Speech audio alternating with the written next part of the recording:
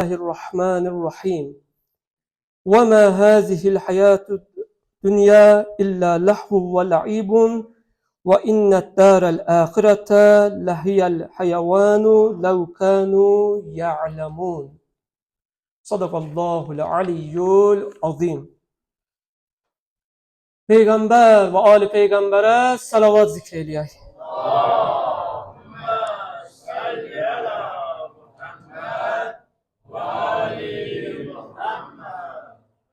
Kərbəla şəhidləri, vətən şəhidlərimiz ruhlarına salavat zikreyleyək.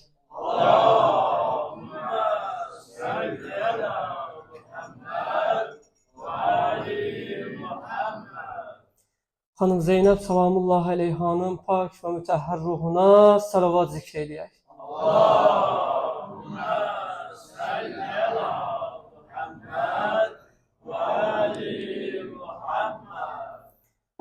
Əziz və dəyərli möminlər, bugün hadisələrə baxış tərzi haqqında istəyirəm ki, danışaq. Dünyaya və hadisələrə baxış tərzi haqqında istəyirəm danışaq.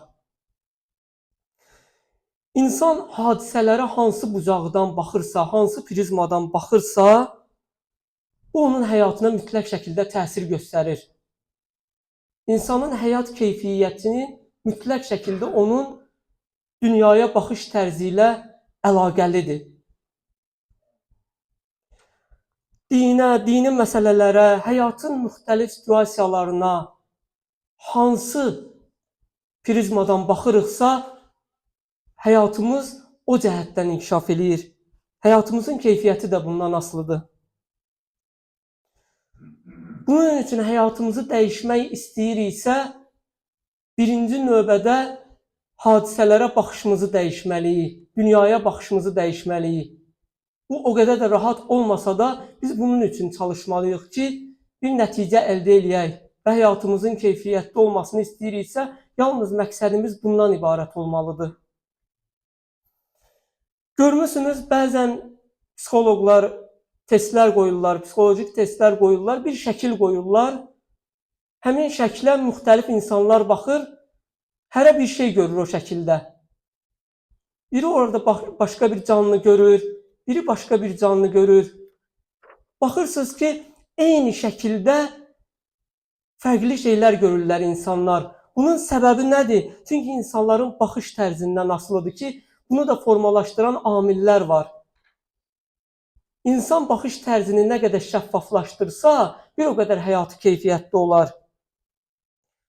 Bunu bəlkə də çoxsunuz eşitmisiniz ki, Həzrət İsa həvariləri ilə yol gedirdi. Bir, üzr istəyirəm sizdən, it nəşi ilə rastlaşdılar. Hamı öz burnunu tutub, diksinərək o heyvanın yanından keçirdi. Amma Həzrət İsa heyvana yaxınlaşanda, baxdı dedi ki, ilahi, bunu nə gözəl yaratmışsan, nə gözəl dişləri var. Siz elə bilirsiniz ki, Həzrət İsa orada obrazlı şəkildə danışdı. Yox, Həzrət İsa orada bilərəkdən belə demədi. O əvvəlcədən o qədər ki, hadisələrə bu baxışla ki, baxırdı, bu baxış tərzi ilə baxırdı. Hər bir şeydə gözəllik axtarırdı. Hər bir çətinliyin içində gözəllik görürdü. Ona görə də hər bir balaca burada da gəlib bir gözəllik tapdı. Dini məsələlərdə də belədir. Baxırsan ki, elə insan var ki, dinin yalnız əhkami tərəfinə meyillənir. Ancaq dini hökmlərlə ölçür, hökmlərə qarşı həssasdır. Niyə? Çünki bu insan həyatda da belədir.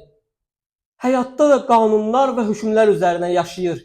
Öz xarakteri necədirsə, dünyaya necə baxırsa, dinə də o cür yanaşır. Və ya digər bir dindar görürsünüz, o isə əxlaqi nöqtədən yanaşır dinə. Dinin əxlaqi hökmlərinə daha çox üstünlük verir. Niyə? Çünki bu da həyatda belədir. Həyatda hər bir şeyə əxlaqi prizmadan baxır. Din birdir. Allah dini bir göndərib. Amma baxırsan, dindarlar hamısı eynidir. Yox. Bir məscidin içinə adicə baxaq, bir məscidin içində nə qədər dindar varsa, hər biri dini ayrı cür başa düşür və ayrı cür dindarlığı yaşayır. Məsələn, yaşlı nəslin psixologiyası necədir? Onlar daha çox mühafizəkar olurlar. Onlar dinə də belə yanaşırlar. Dədə-babadan necə öyrəniblərsə dini, o şəkildə qoruyub saxlamağa çalışırlar. Daha çox məclislərə üstünlük verirlər. Məclislərdə iştirak eləsinlər. Adət-ənənəyə uyğun dini uyğunlaşdırmağa çalışırlar. Çünki yaşlıların psixologiyası belədir. Amma gənclər isə dinə başqa bir prizmadan baxırlar. Necə baxırlar? Gənclər emosional və intellektual tərəfdən baxırlar dinə. Həssas olurlar hər bir məsələdə və dini araşdırmağa daha çox gənclər meyilli olur. Baxırsınız, din birdir ya, amma müxtəlif insanlar müxtəlif din yaşayır. İnsanın buna görə də baxış tərzini dəyişməsi mütləqdir. Baxış tərzi insanın daxili sabitliyi üçün də çox önəmlidir. Mənəvi bir inkişafa, yerə bir çatmaq istəyirsə insan, gərək təfəkkür eləsin, müxtəlif baxışlardan baxsın hadisələrə. Hadisələri müxtəlif cəhətlərdən baxıb təhlil eləsin. Məsələn, sizə primitiv misal verim. Baxırsınız, bir nəfər bir ev sahibidir və ya bir bahalı maşından düşür.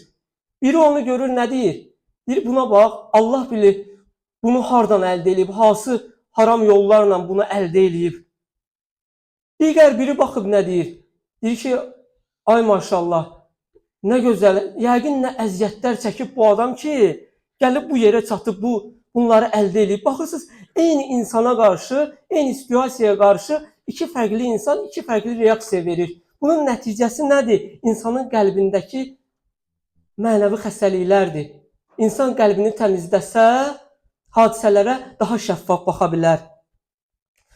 Necə ki, insanın gözündəki eynək əgər toz tutsa, insan tozlu görər, hər şeyi şəffaf görə bilməz. Adicə bəzən burnunun özünü belə görə bilməz. Nəyə ehtiyac var? O tozu silsin, o bulanıqlığı silsin ki, hər tərəfli şəffaf, hər tərəfi görsün. İnsanın qəlbi də belədir. Hadisələrə insan qəlb gözü ilə baxır. İnsan qəlbini gərək mənəvi xəstəliklərdən qorusun ki, bütün hadisələrə də şəffaf şəkildə baxa bilsin. Gərək insan, mən deyərdim ki, sadə dillə desək, öz qəlbinin tozunu arada silsin. Silsin ki, hadisələri daha şəffaf şəkildə görə bilsin.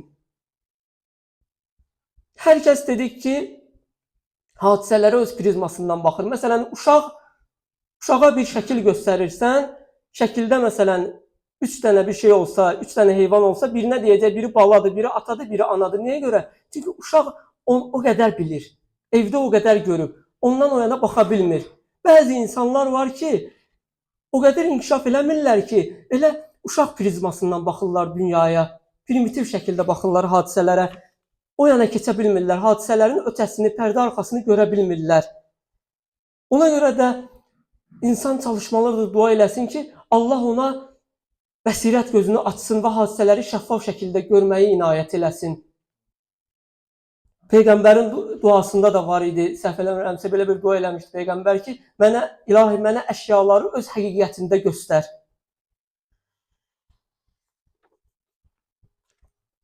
İnsan iman əhli, elm əhli də olsa,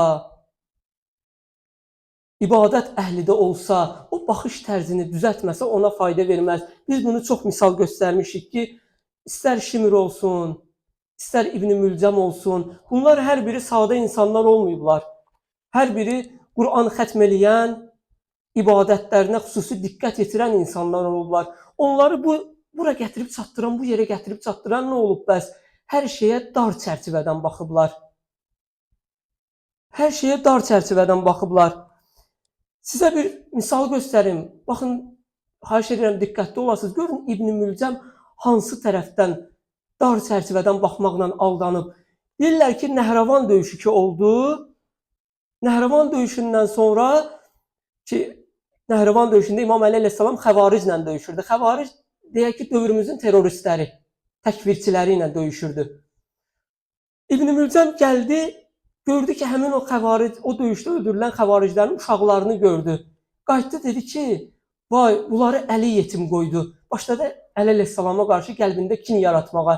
Baxırsınız, hansı çərçivədən baxdı məsələyə, Bahar da aldandı. Əgər İbn Mülcəm daha geniş çərçivədən baxsaydı, başa düşərdi ki, bu xəvaric təkfirçi zeyniyyətdədir. Və əgər Əli əleyhissalam bunları öldürməsəydi, bunlara nə qədər xəbərdarlıq eləmişdi. Əgər bunları öldürməsəydi, bunlar təkfir elədiyi şəxsləri öldürüb onların ailələrini başsız qoyacaqdı. Qat-qat neçə-neçə uşağı yetim qoyacaqdı. İbn Mülcəm geniş çərçivədən baxa bilmədi. Dar çərçivədən baxdığı üçün zəlalətə uğradı.